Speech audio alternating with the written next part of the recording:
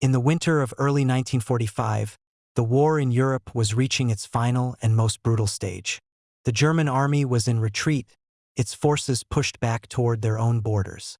On the Western Front, the Allies had broken through after the failed German offensive known as the Battle of the Bulge. Snow still covered the ground in many places, and the bitter cold made life at the front even harder. Near the Siegfried Line, the fortified defensive belt protecting Germany's western border, American units advanced through towns reduced to rubble, facing pockets of German resistance that fought with desperation but lacked the supplies to hold out for long. As the Americans pushed forward, they brought with them something unusual for a battlefield: fresh bread. This was not an accident or a luxury. The U.S. Army had built a massive supply system stretching back to ports in France and Belgium. Part of this system included mobile field bakeries. These bakeries were mounted on trucks and trailers, with portable ovens that could be set up near the front lines. They worked around the clock, producing thousands of loaves each day. The bread was simple but nourishing. It was made from flour, yeast, salt, and water shipped across the Atlantic from the United States. Once baked, it was loaded onto trucks and delivered to the infantrymen holding the line. Every day, soldiers received loaves that were still warm, even while artillery thundered in the distance. The German army had nothing like this by that stage of the war. In earlier years, German troops had been well supplied, but by 1945 their system was falling apart. Allied bombing had wrecked rail lines and bridges. Fuel shortages crippled the movement of supply trucks. Many German soldiers survived on thin slices of stale bread, hard biscuits, or ersatz substitutes made from poor ingredients like sawdust mixed with flour. Coffee was often just burnt barley. Hot meals were rare, and when they did arrive, they were cold by the time they reached the trenches. This contrast between the two armies was stark, and it affected more than just hunger. It was a symbol of strength and weakness, of which side could sustain its men and which could not. When German soldiers encountered abandoned American positions, they often found food stores that amazed them. In captured supply dumps, they saw stacks of fresh bread wrapped in clean cloths, sitting alongside tins of meat, fruit, and even chocolate. To men who had not tasted real bread in weeks or months, this was shocking. Some German prisoners of war later recalled that this sight broke their morale more than any speech or propaganda. They realized that while they were starving, the enemy could afford to feed its troops like they were back home. It meant that the Americans were not just fighting well. They were fighting from a position of overwhelming support. For the Americans, fresh bread was a small comfort that reminded them of home. A soldier could eat it with a ration of butter or jam and feel human again for a moment. It gave energy for long marches and bitter fights. In the frozen forests and ruined villages, that taste of warm bread was more than food. It was proof that someone cared enough to make sure it reached them. In some cases, soldiers shared extra loaves with liberated civilians who were often close to starvation themselves. This simple act built trust between the advancing troops and the people they encountered. The work behind this achievement was complex. The Quartermaster Corps, responsible for feeding the army, had to move raw materials across an ocean threatened by submarines, unload them at crowded ports, and then transport them over roads damaged by war. Convoys of trucks drove day and night to keep supplies moving forward. Field bakery units set up their ovens in farmyards, barns, or open fields. The smell of baking bread often mixed with the smoke of battle. The bakers were soldiers too, trained to operate under fire. Sometimes shells landed close to their positions, but they kept working.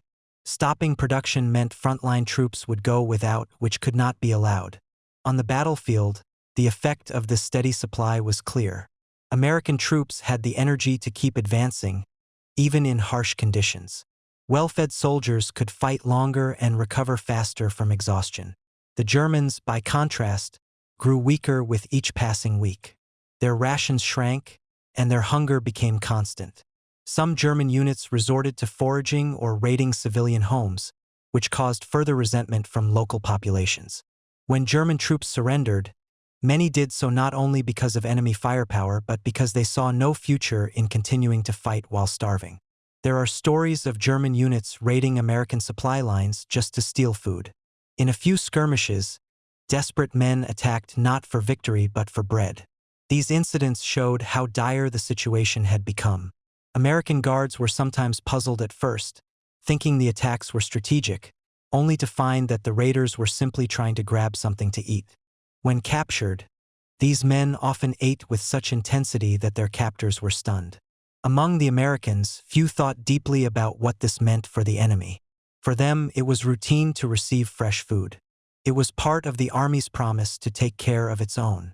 Officers and enlisted men alike expected that supplies would arrive on schedule. When a loaf of bread was missing, it was a minor annoyance, not a disaster. This mindset reflected the vast difference between the two sides' resources and planning. The presence of fresh bread at the front became an unspoken message. It told American troops that their country's industrial might was behind them. It told German troops that their own system had failed. In the cold villages of Western Germany, amid bombed-out buildings and frozen rivers, the simple act of baking and delivering bread carried meaning beyond its physical form. It was a quiet, steady force that shaped morale, affected decisions on the ground, and showed the hidden power of logistics in modern war. The U.S. Army knew that feeding its soldiers was as important as arming them. In early 1945, as the war moved closer to Germany's heartland, American planners faced the challenge of keeping hundreds of thousands of men supplied every day. This task fell to the Quartermaster Corps, the branch responsible for food, clothing, and equipment. Among their many duties, one stood out for its impact on morale and endurance: baking fresh bread for troops fighting at the front. The Quartermaster Corps used mobile field bakery units designed for war conditions. Each unit traveled with a convoy of trucks and trailers that carried everything needed to set up a working bakery almost anywhere. The centerpiece of these units was the portable oven, built to handle heavy use and rapid output. Once unloaded, these ovens could bake thousands of loaves in a single day. The process was efficient. Flour, yeast, salt, and water were combined in large mixing machines.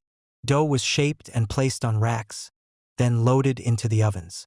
From there, fresh bread emerged in a steady rhythm, ready to be cooled, packed, and delivered. The bread was not gourmet. It was plain, practical, and made to last through rough handling and transport. But it was real bread, soft inside with a firm crust. For men who had been living on canned goods and hard biscuits, it was a comfort. This consistency mattered as much as the flavor. Every loaf followed the same standardized recipe, so no matter where a soldier was sent, he knew what to expect.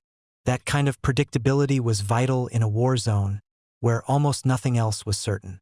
Getting the raw ingredients to these bakeries was a complex task on its own. Shipments of flour and other supplies crossed the Atlantic in convoys protected from U-boat attacks. Once they reached ports in liberated areas of France and Belgium, they were unloaded and sorted. From there, they were loaded onto trains or trucks and moved along routes cleared by engineers and guarded by military police. Every step was planned with precision because a single delay could disrupt the entire supply chain. The field bakeries were positioned as close to the front as safety allowed. Too far back, and the bread would go stale before reaching the troops. Too close, and the bakers risked shellfire. This balance shifted constantly as the front lines moved. When American units advanced, bakery crews packed up their equipment and followed, sometimes setting up again within hours.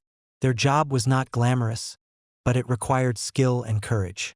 Baking under fire meant working in cold, muddy fields while artillery sounded in the distance. In some cases, ovens kept running even when shells landed nearby, because stopping production was not an option. Once the bread was ready, trucks loaded with loaves rolled out toward the front lines. These deliveries happened daily, timed to match the movements of combat units.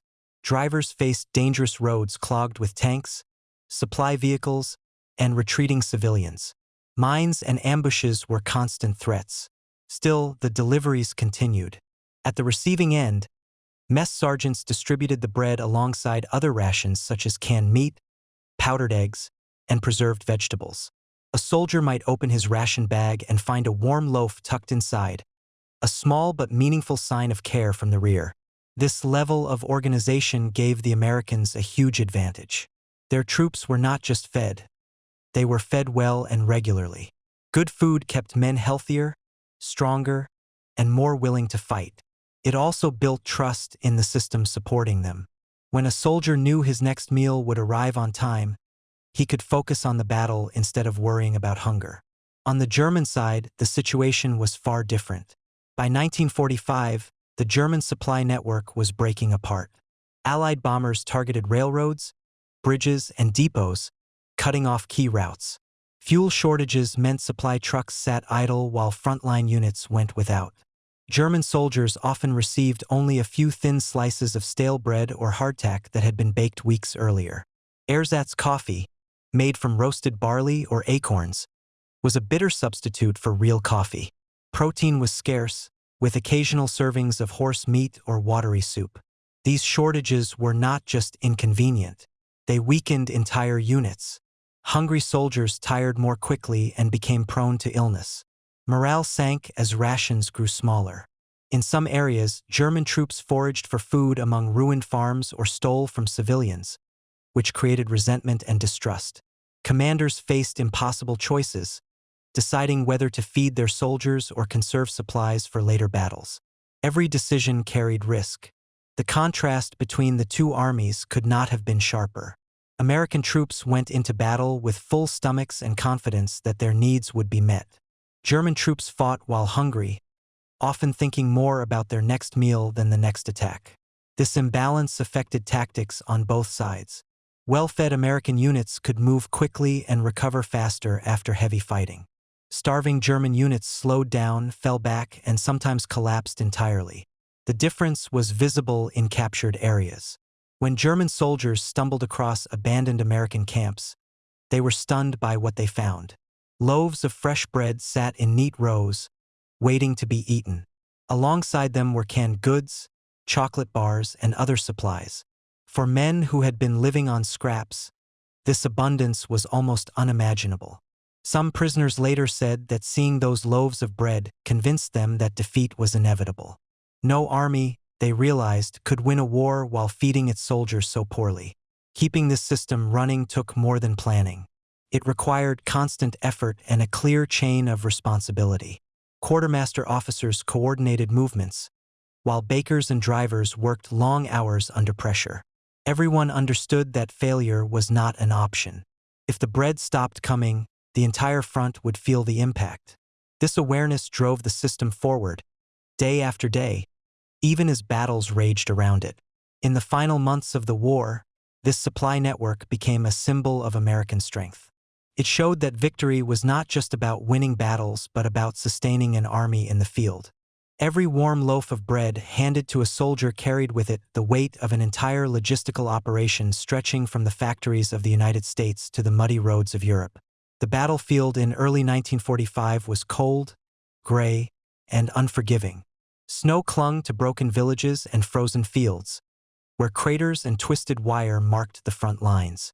The war had dragged on for years, but the final outcome was becoming clear.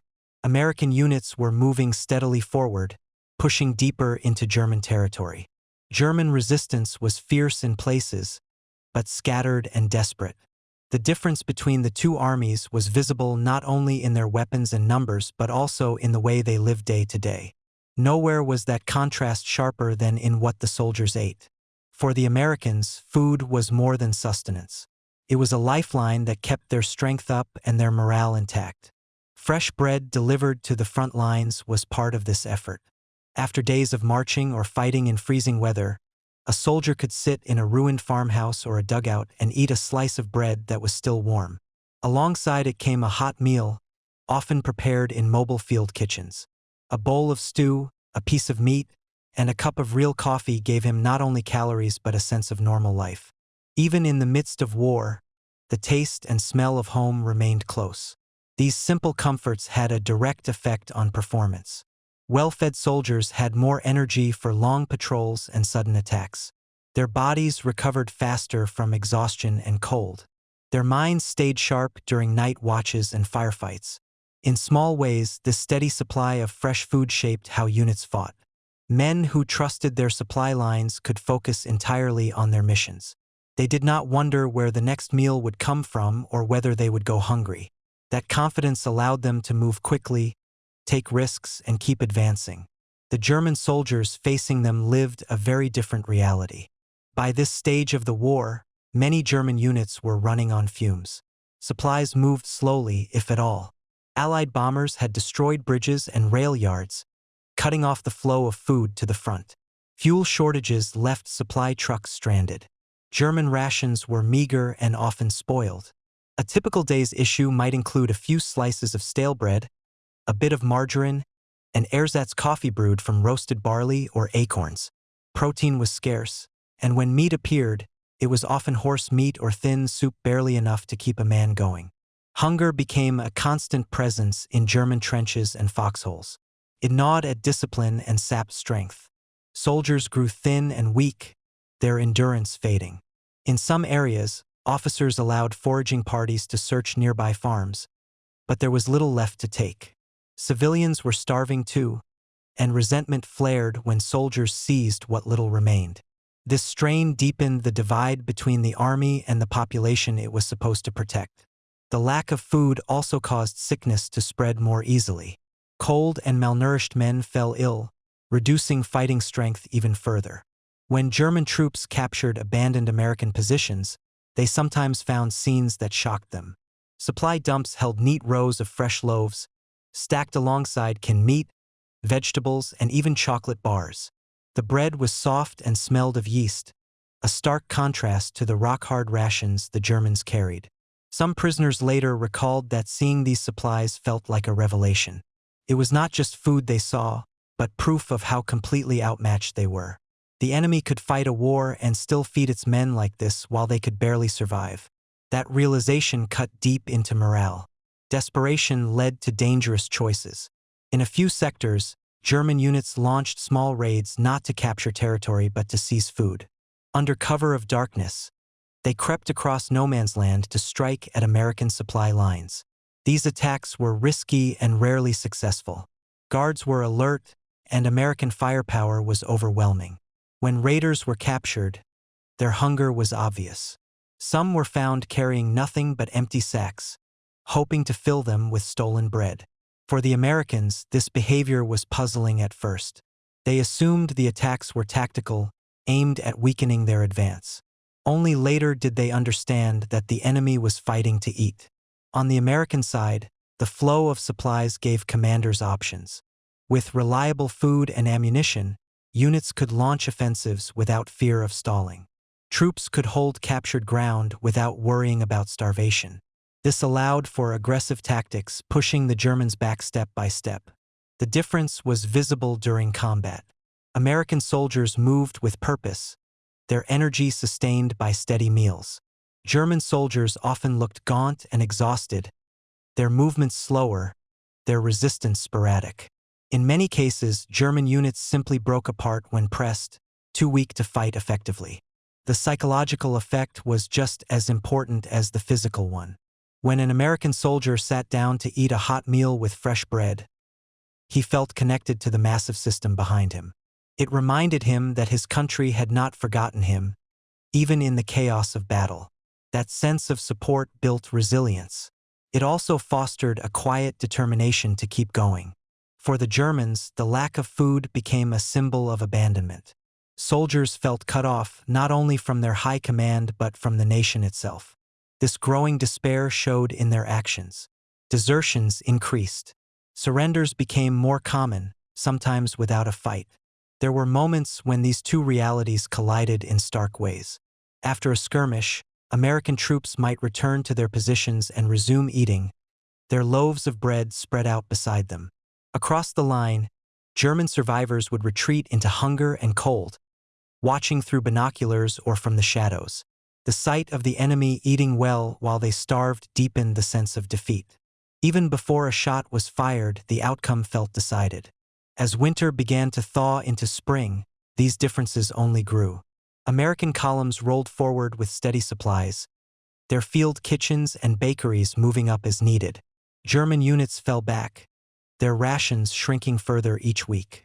The contrast was total. The Americans fought with energy, their bodies fueled by food and their spirits lifted by simple comforts. The Germans fought on empty stomachs, driven by orders rather than hope. In this clash of opposites, the outcome of battles often hinged on more than bullets and shells. It was decided in part by something as humble as a loaf of bread. As the war dragged into its final months, German soldiers were already weary and underfed. They moved through frozen forests and shattered towns with little more than stale crusts of bread in their packs. Hunger became a steady ache that never left. When they stumbled upon abandoned American positions, they expected to find weapons or maps, maybe a few tins of food. What they found instead stopped them in their tracks. There, laid out in neat stacks, were loaves of fresh bread. The smell of yeast and warmth hung in the cold air. Some loaves were still soft, as if they had just come out of the oven hours before. The sight left many stunned. Men who had not tasted real bread in weeks or even months stood in silence, staring. For some, disbelief turned quickly to anger. They had been fighting and starving, living off scraps, while the enemy seemed to live in comfort. Prisoners later spoke of how this moment broke something inside them. They realized they were not only outgunned but outfed, their entire army's supply chain crumbling while the Americans moved forward with full stomachs. The war had been hard for years, but seeing fresh bread so close to the front felt like proof that it was unwinnable. One captured German recalled entering a deserted farmhouse that had served as an American outpost. The table was covered with loaves wrapped in clean cloths. Next to them were tins of meat and jars of jam. The German soldiers with him stood still for several minutes, as though they had walked into another world. The man said it was not the bread itself that crushed him but what it represented. A vast and organized system that could bring abundance right up to the edge of battle. To him, it meant that no amount of courage or sacrifice could make up for that kind of imbalance.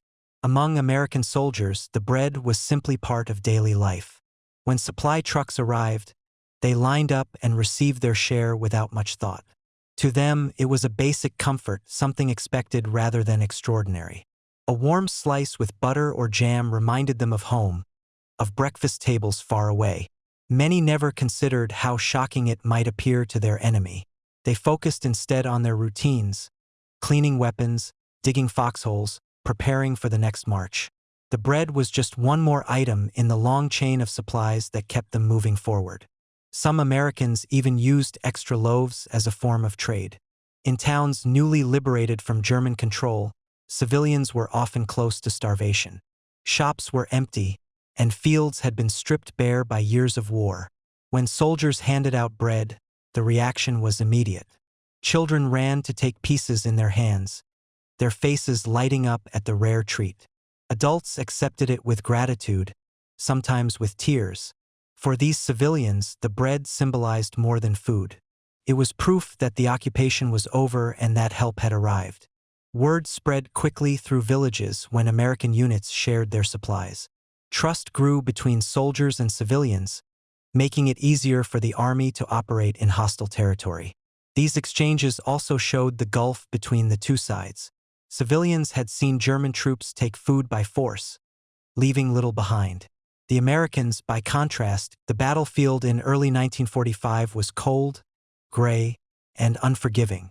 Snow clung to broken villages and frozen fields, where craters and twisted wire marked the front lines. The war had dragged on for years, but the final outcome was becoming clear. American units were moving steadily forward, pushing deeper into German territory.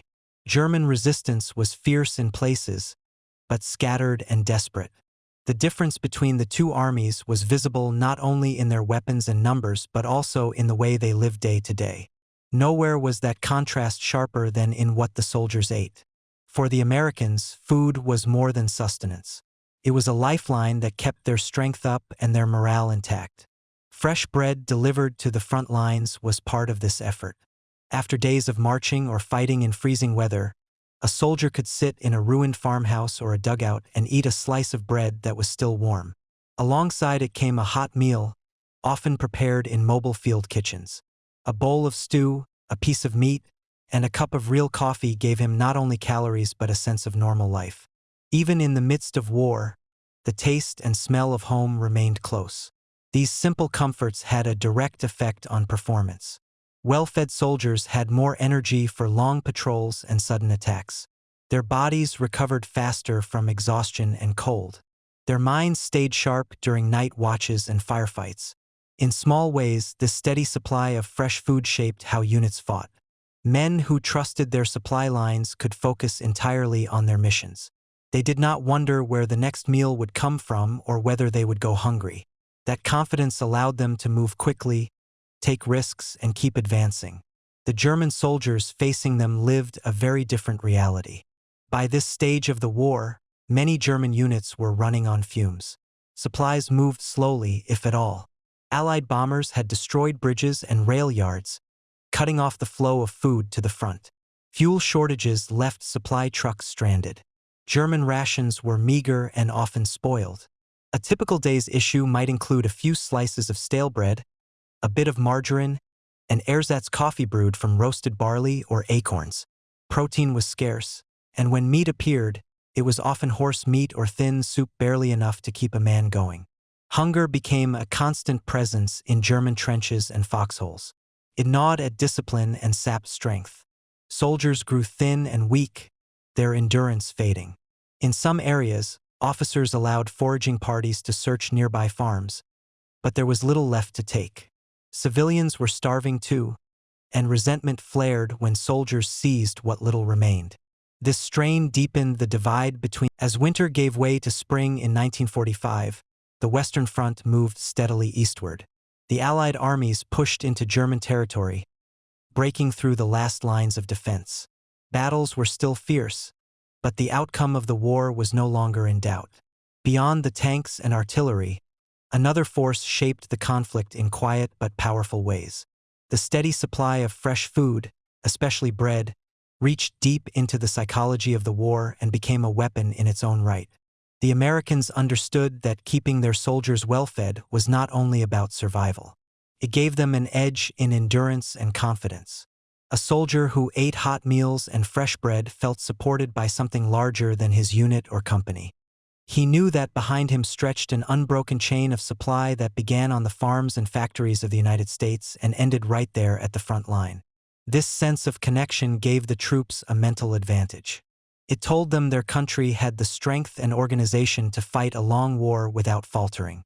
Even when conditions were harsh, this knowledge pushed them forward. For the Germans, the effect was the opposite. Their supply lines were failing. Bombed bridges and rail yards left entire divisions cut off. Food shipments dwindled to almost nothing. German troops went hungry for days at a time. When they saw evidence of the enemy's abundance, it felt like a blow to the spirit. The discovery of fresh bread in an abandoned American camp struck harder than a barrage of artillery. It was proof that they were fighting a war they could no longer win. This was not an accident. The presence of food so close to the front was part of a broader strategy. The Allies did not just want to defeat German units on the battlefield. They wanted to erode their will to fight. Bread was part of that effort, even if it seemed humble. Its arrival every day underlined the reality that the Americans could move supplies through hostile terrain without interruption. It sent a message. The Allied system was strong while the German system was broken. This message spread without words. German soldiers saw it with their own eyes when they captured a supply truck or overran a position. It became impossible to ignore.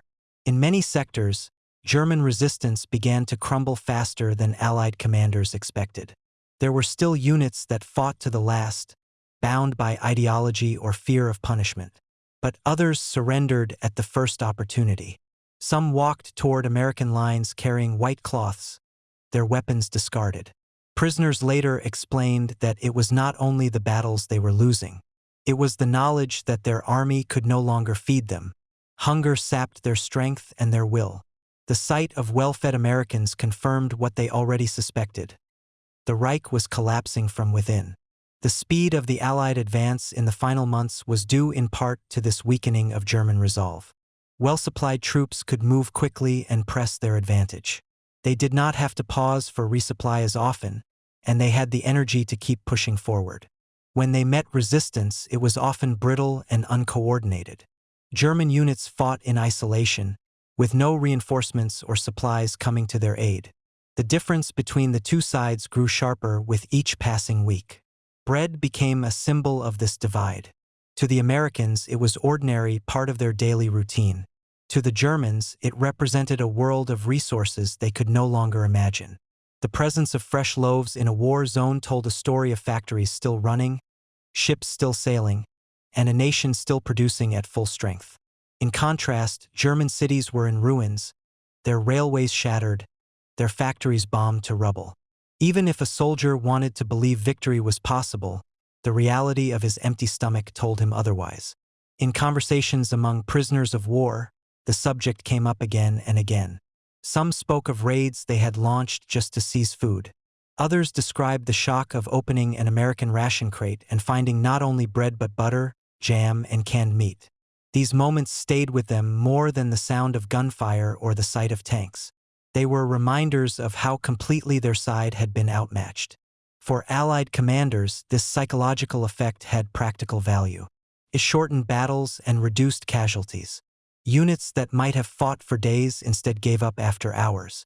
Villages that might have been defended fiercely were abandoned without a shot fired. This saved lives on both sides and sped the overall advance. It also freed up resources for the final push into the heart of Germany. The simple act of keeping bread flowing to the front helped shape the outcome of the campaign in ways that were not immediately visible on maps or reports. Civilians noticed the difference as well. When American columns entered a town, they often brought food for the population. The first taste of fresh bread after years of rationing created a powerful impression. To people who had endured occupation and scarcity, it felt like a promise of better days to come. In contrast, the retreating German forces often took what little food remained, leaving nothing behind. This deepened the sense of contrast between the two sides and strengthened local support for the Allies. In the broader context of the war, the ability to maintain such a system demonstrated the industrial power of the United States. It showed that victory was not only about weapons and tactics but about organization and production. Every loaf of bread that reached a frontline unit was the result of countless unseen efforts. Farmers harvesting wheat, factory workers packing supplies, sailors guarding convoys, and drivers risking their lives on dangerous roads. This network held together while the German system fell apart. As the war neared its end, the image of abundance on one side and hunger on the other told the story of the conflict in simple, human terms. It was a story of two armies, one rising, the other collapsing.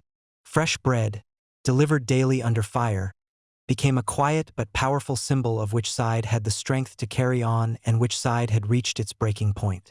In the cold, muddy fields of Europe, that symbol mattered as much as any victory on a battlefield.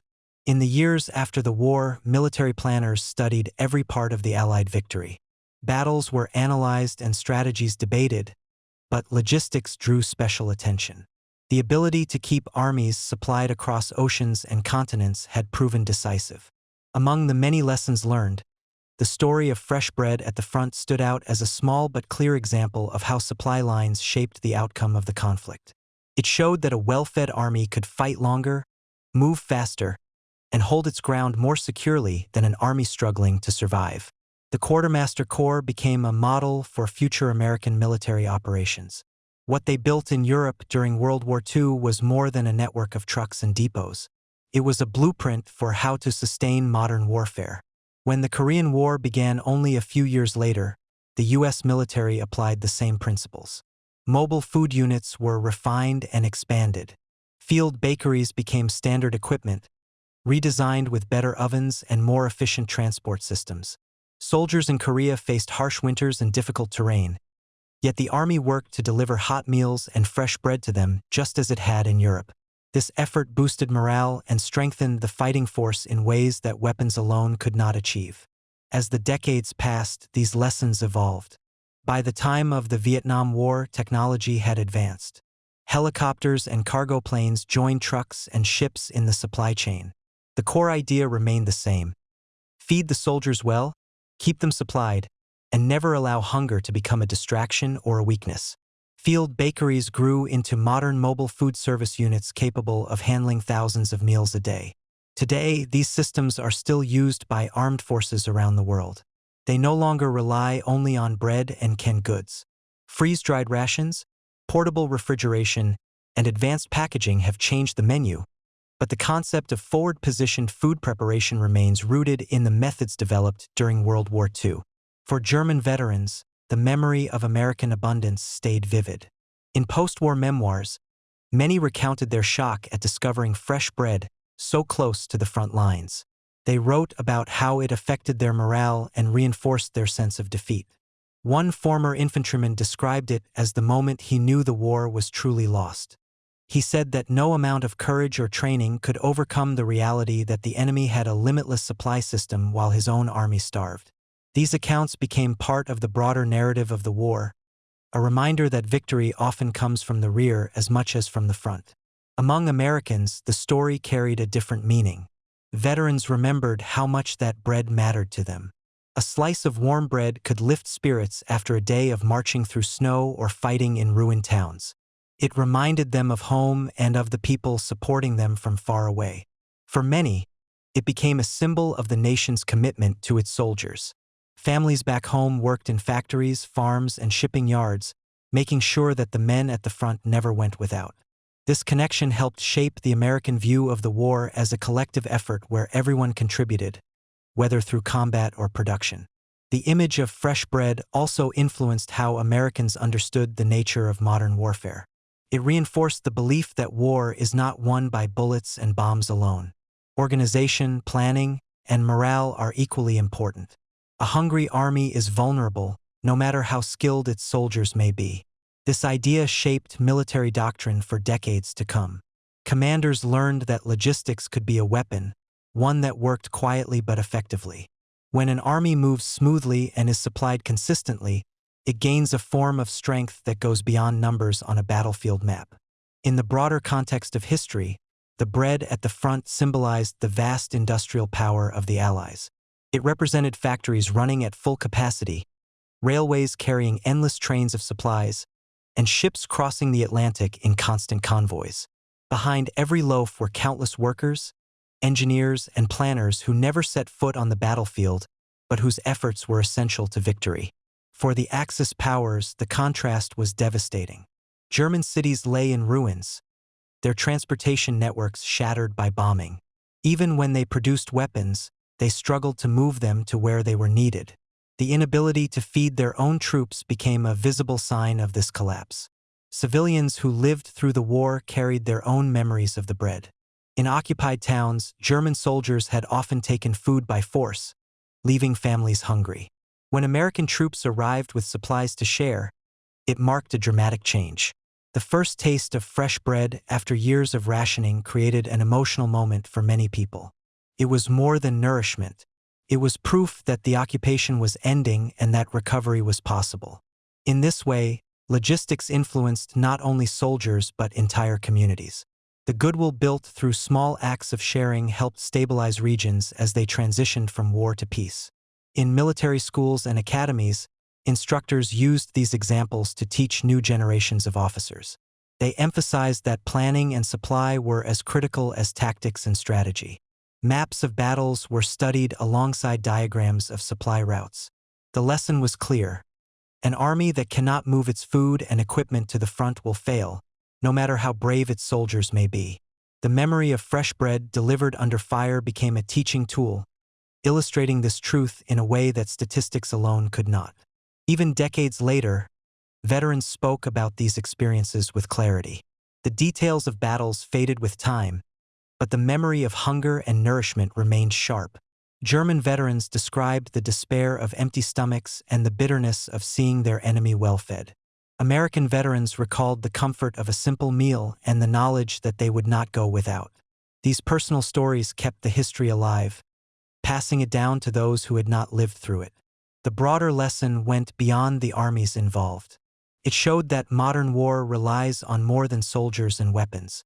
It depends on the strength of the societies behind them. Industrial capacity, transportation networks, and the will to support the fight are as vital as any rifle or tank. Fresh bread at the front was a small piece of this larger system, but it captured the essence of the difference between the two sides. It remains one of the clearest symbols of how the Allies sustained their victory and how the Axis powers fell apart under the weight of their own shortages.